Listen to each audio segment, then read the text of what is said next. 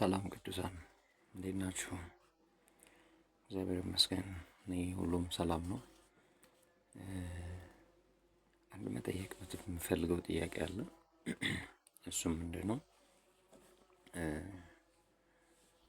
ዘማሪ ዘላለም ተስፋዬ፣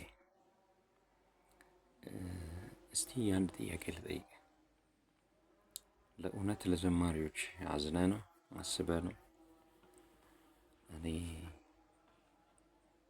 አንድ ዘማሪ አንተ ጋር መጥቶ 15,000 ብር ተጠየቅኩኝ 30 ደቂቃ ኢንተርቪው እና 10 ደቂቃ መዝሙር ለመዘመር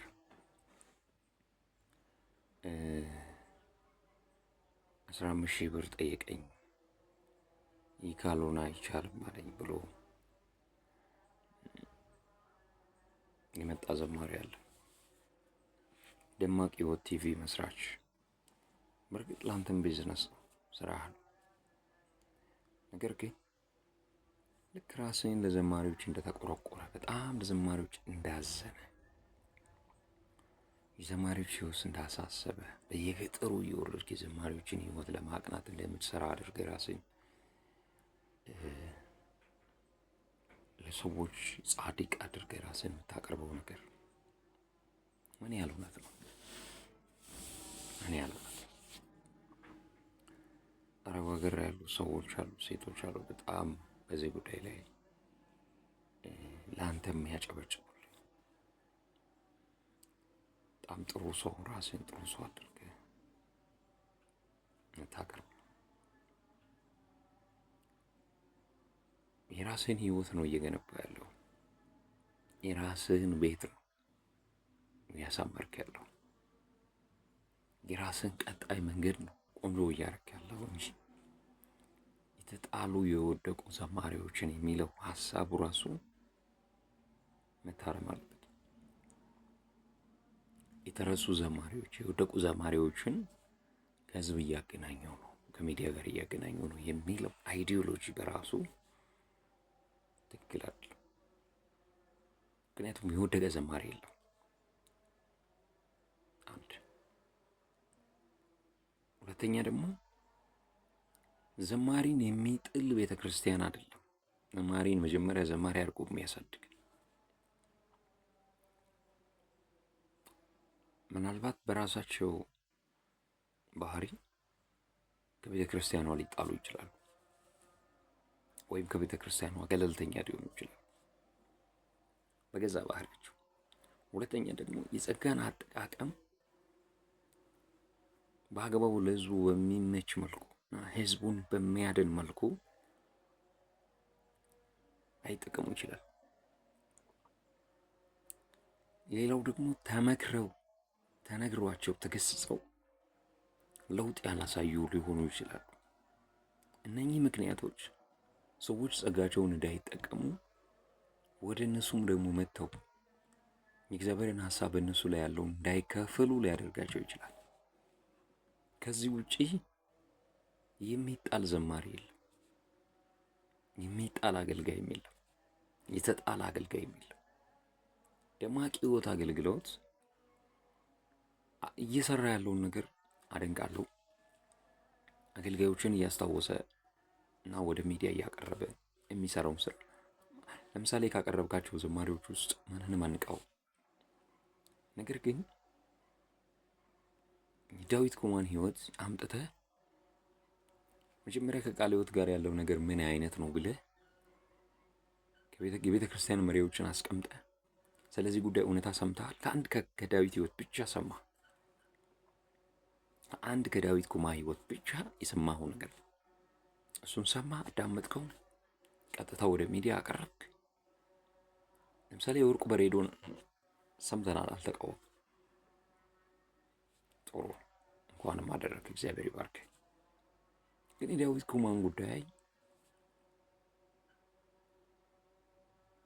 ኢትዮጵያ ቃለ ሕይወት ቤተክርስቲያንና የወላይታ ቀጠናን አላማከርክም። ቀጥሎ ደግሞ የራሱን ቤተክርስቲያን መሪዎች አላማከርክም። በዚህ ጉዳይ ላይ ምን ያህል እውነታ አላችሁ ብለህ አልጠየቅም። ቀጥሎ ደግሞ ዙሪያው ላይ ያሉ እንደ ደመና የከበቡትን ነገር አላጣራም። ዙሪያው ላይ ክብ ያደረጉ መዓት ነገሮች አሉ። እኛ አሁን ለምን ተነሳ አይደለም፣ ነገር ግን ቤተ ክርስቲያኒቷ በራሷ የምትወስነው ጉዳይ ላይ አንተ አንድ የሚዲያ ሰው ነው። ቤተ ክርስቲያን ደግሞ የምትመራው በሚዲያ ሳይሆን በመንፈሳዊ አባቶች ነው።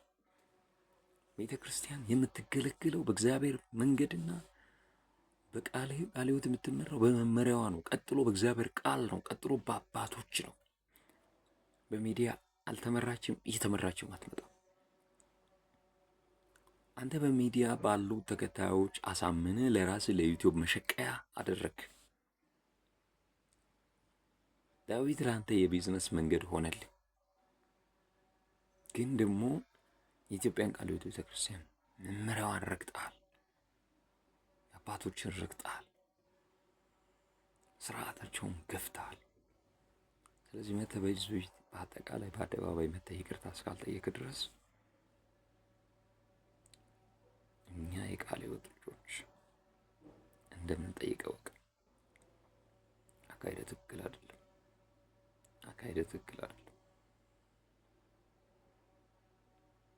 ዳዊት ኩማ እንዲህ ያደረገ እንደዛ አደረገ አይደለም። አሁን ማሳቢ ላደረገው ነገር በሕዝብ ፊት ይቅርታ ጠይቋል፣ ንስሐ ገብቷል፣ ወድቋል።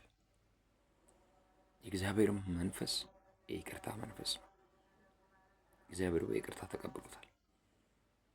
እኛም ደግሞ ከግል ሕይወቱ ከጉዳይ የለንም። ግን ላደረገው ነገር ስለተጸጸተና ይቅርታ ስለገባ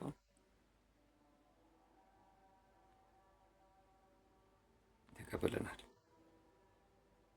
ከግል ሕይወቱ ጋር ጉዳይ የለንም ስንል እየተጨማለቀ መጥቶ ያገልግል አይደለም። የበደለውን ሰውና የበደለውን እግዚአብሔርን ይቅርታ ከጠየቀ ከዚህ በላይ ምንም ማድረግ አንችልም። ላጠፋው ጥፋት ከተጸጸተና ከተመለሰ እግዚአብሔር ይቅርታ ካደረገለት የኛ ችግር የለው፣ እንቀበላለን። ምክንያቱም ይቅርታ የተደረገልን ሰዎች ነው። ክርስቶስ በሲቃው የወለደን በመስቀል ሞት የወለደን የመስቀል ውጤቶች ነው። የክርስቶስ የሞትና የትንሣኤ ውጤቶች ነው። ስለዚህ በዚህ ቅር አይለንም። ለምን ቅርታ አደረገ፣ ለምን በሕዝብ ፊት ቀረበ አይደለም ጥያቄያችን። የኢትዮጵያን ቃለ ሕይወት ቤተ ክርስቲያን ገፍተሃል፣ አባቶችን ገፍተሃል፣ አስተዳደሯን ንቀሃል። የወደቁ እያልክ የምታመጣው ነገር ስነ ምግባር። ለምሳሌ አሁን አንድ ነገር ልንገርህ፣ ዘማሪና ወንጌላዊ አንተ ጋር መጥቶ በሕዝብ ፊት ቀርቦ ሕዝብ የሚያስታውሰው የምታረግ ከሆነ ዘማሪ ያዕቆብ ይስሐቅን ሲጠይቁ ምስራች የምትባል ልጅ ስትጠይቅ አንተ ታውቃለህ ልጅቱን 15,000 ብር አልጠየቅም። ልጁ የወር ደመወዙ ስንት ነው? የወር ደመወዙ ስንት ነው? 3,500 ብር። አንተ ለ30 ደቂቃ ለሚዲያ የጠየቀው ስንት ነው? 15,000 ብር። ልጁ እያገለገለ ያለው የት ነው? በረሃ ለበረሃ፣ አንዴ አማራ ክልል፣ አንዴ ኦሮሚያ ክልል፣ አንዴ መቀሌ፣ አሁን ደግሞ ጂንካ ነው ያለው። ከዚህ በፊት ቀይ አፈር ነበር የቆየው፣ አሁን ጂንካ ተከላይዷል። አየህ፣ አያሳስብህም? የሰዎች ህይወት እንደማያሳስብህ መረጃ ነው። ያዕቆብ ይስሐቅ የጥንት ዘማሪ ነው ታውቃለህ። ከነ በላቸው አታ በፊት የነበረ ነው። ከነ አዲሱ ዋጭንጎ በፊት የነበረ ነው።